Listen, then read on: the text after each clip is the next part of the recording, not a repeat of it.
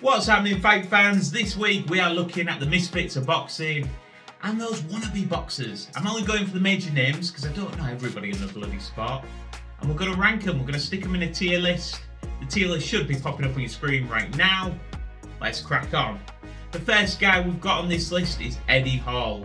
One of the strongest men in history. When Hall's beating up midgets, he looks great. However, he's too heavily muscled, he's too slow. In basic terms, he looks good until somebody punches him back. Next up, we have Jake Paul, the problem child. Jake has a good variety of punches. He's got a nice little uppercut, nice jab, and he throws them clean. However, his feet are slow and his stamina is only like this at boxing level. Still, he's a good boxer and he could contend for a British title, so I'm going to stick him in this tier here. His brother, Logan Paul. Logan Paul. He's a complete twat bag and nobody likes him, but he is a really athletic kid. If you watch him in wrestling, he took to it like a duck to water. Immediately, he was fantastic at it, and he's very good at boxing already. He could definitely contend for a British title, so he's going in this tier here. Tommy Fury from the Fighting Furies. Tommy should be a lot better than he is. He really should be. But he looks better than he fights. And I think he just has no interest in this sport. He moves pretty well. He can obviously fight, but he's nowhere near as good as he should be. So I would stick him in this tier here. Big disappointment.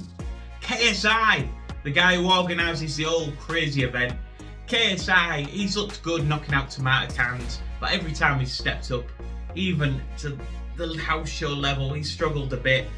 But he could beat a lot of pro boxers, so I'm sticking him right here. Froch. Right, Froch hasn't fought in years.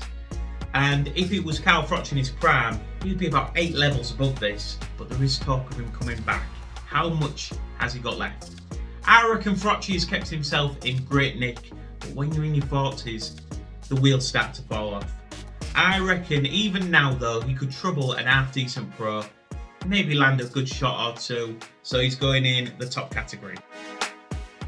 Darren Till. In my opinion, the best of the bunch. When he was a mixed martial artist, I never thought a lot of Till. I thought his game was all good, but what made him a contender was the fact he could punch with his right hand. Boxing's obviously made for him. I thought he looked really good against Luke Rockhold. Don't get me wrong, Luke Rockhold was shot to shit, but Till's right hand is a real weapon, and I think if he was a professional boxer, he'd be knocking on the door of a British title shot. The ghost of Iron Mike Tyson. Ooh, yeah. In his 60s, talking about having an exhibition with Floyd Mayweather Jr. Please don't, Mike. Please don't.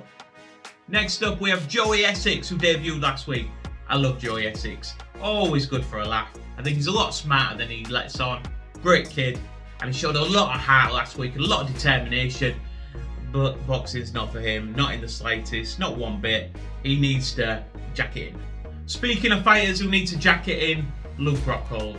Saw him last week. Rockhold, who was the UFC middleweight champion, used to be a great grappler, used to have it all, but he's shot to shit. His chin is gone and he's going to get himself hurt, so he needs to retire from the sport right now.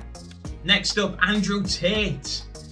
Now you might be saying, why have you included Andrew Tate?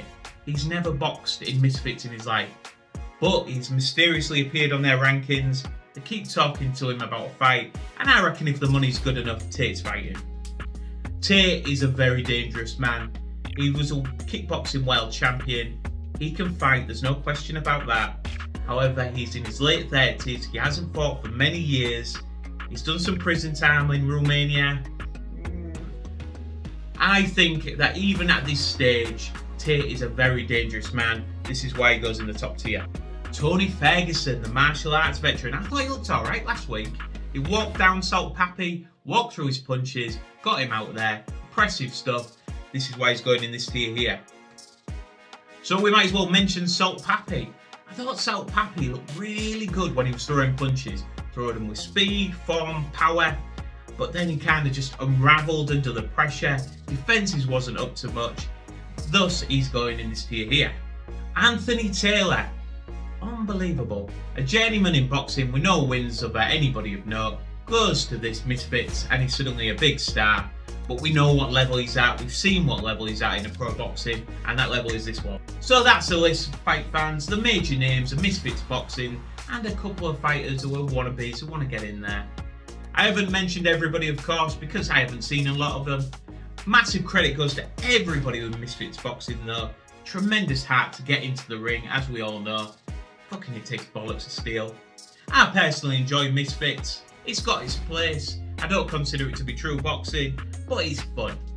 Fight fans, if you enjoyed this video, please do me the favour of liking and subscribing.